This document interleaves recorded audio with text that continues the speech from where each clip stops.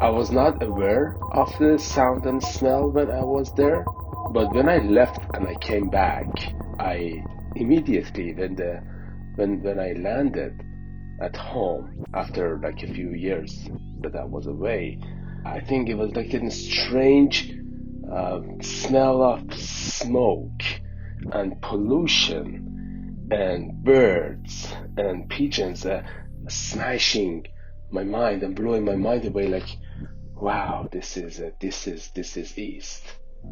This is East.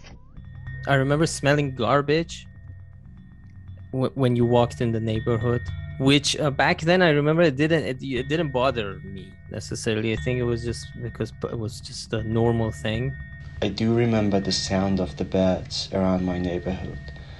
And I also remember the smell of spring coming at the latest days of winter.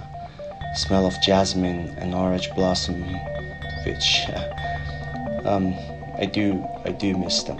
When you try to water the trees and the flowers, so the smell of the wet soil coming out of the like a flower box and stuff like that, that's how I remember that. In my hometown, I actually wake up with the sounds of automobiles and people are talking loudly in the street.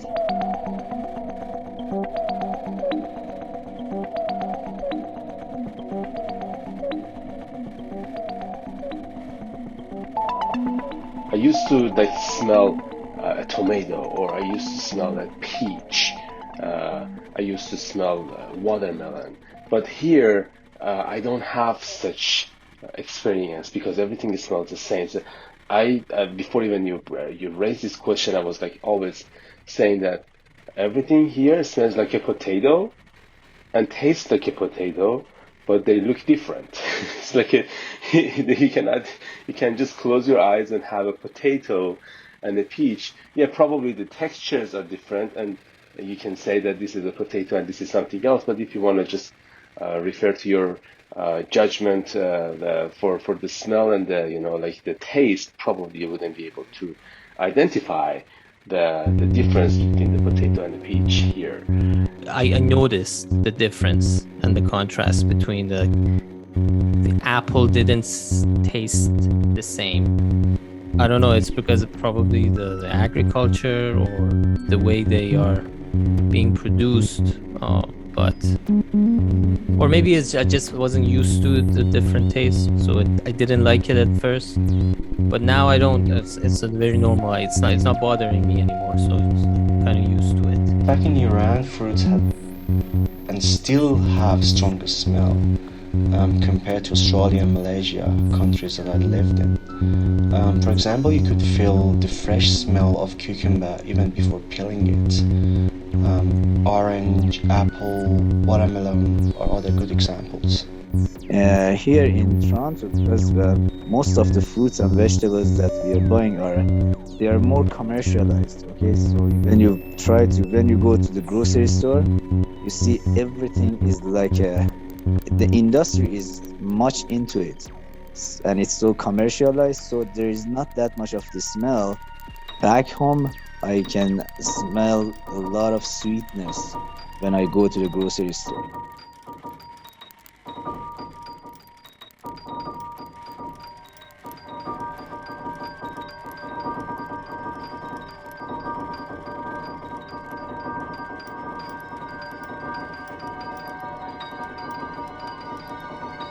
can't remember the sound of azan, which was, to be honest, annoying.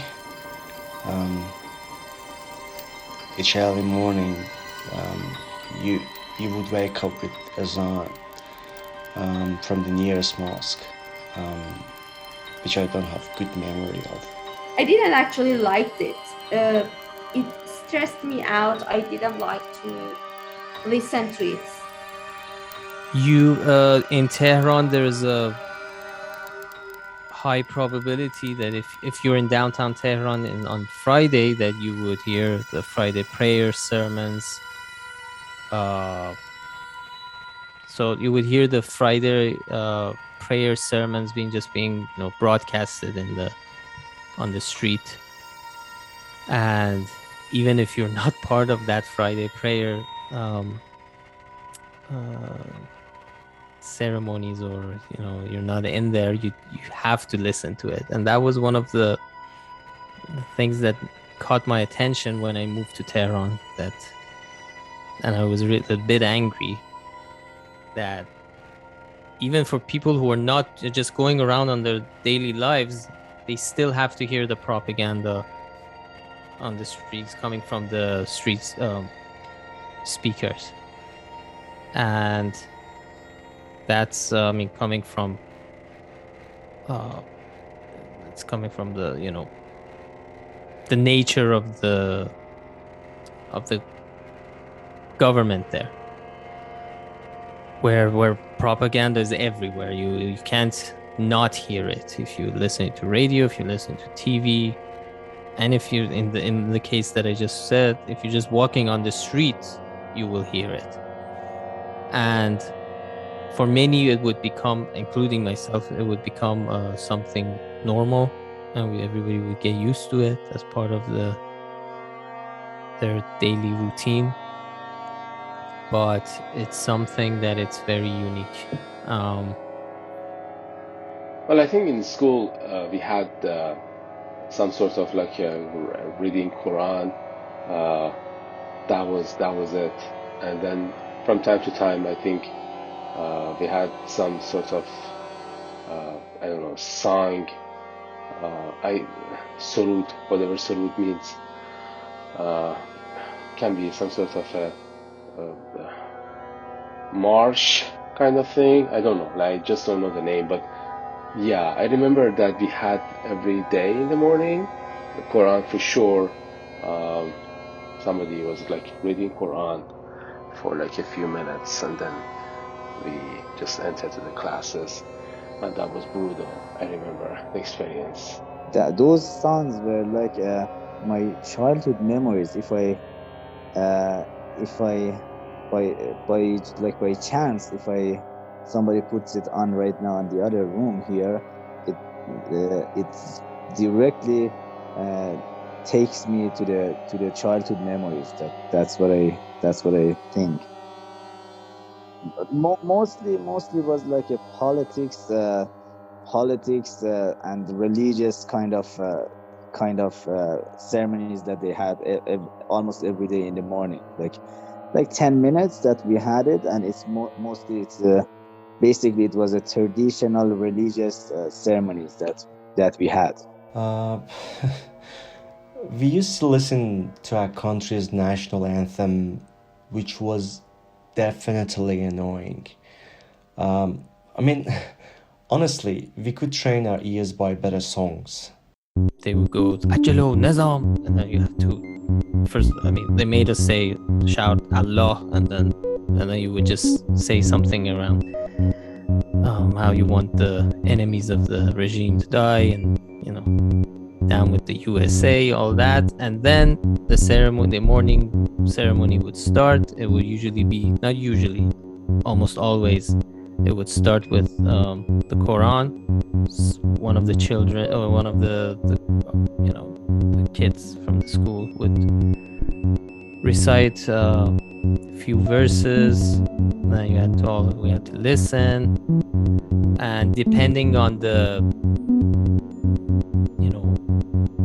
occasion, you might hear a bit of a speech from the principal, or they would sometimes have, some special activity around that event, whether it's the anniversary of the revolution or whether it's a religious holiday.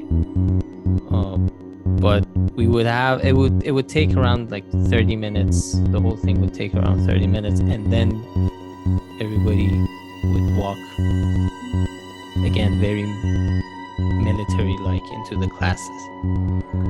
So yeah, I think that was, I'm not sure if they still do it, but almost everyone in our generation, that's how we started our days.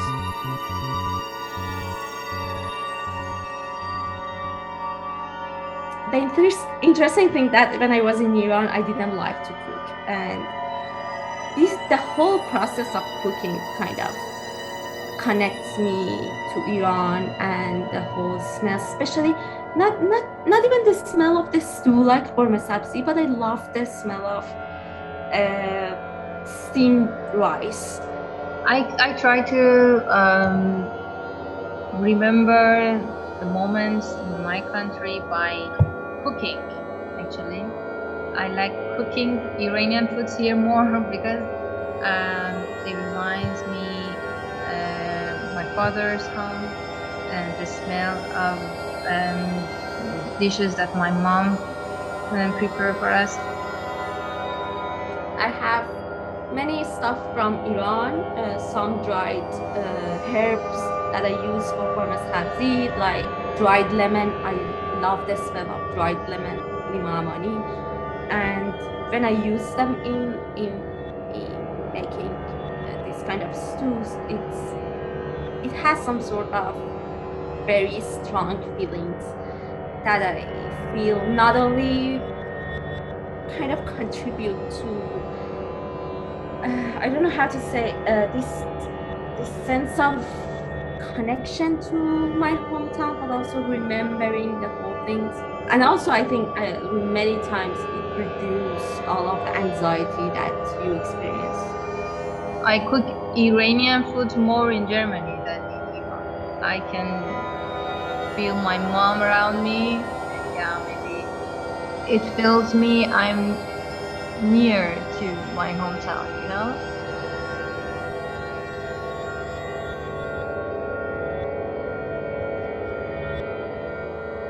All of those memories, all of those loud, like it was a crowded, loud noises, but you missed it sometimes. You don't want to be there, like to have it every second in your life, but sometimes I miss those like loud noises. No, I don't miss anything. Not a single sound and I always said that I don't miss Iran at all. What I miss is the people that I knew. Family, friends, and I don't care where I see them. But unfortunately, the only place that it's easier for me to see them is in Iran. So if I long to go back to Iran, it's not because that I miss a certain street or a certain smell or a certain sound. It's the people that I like and love or happen to be in that geographic location.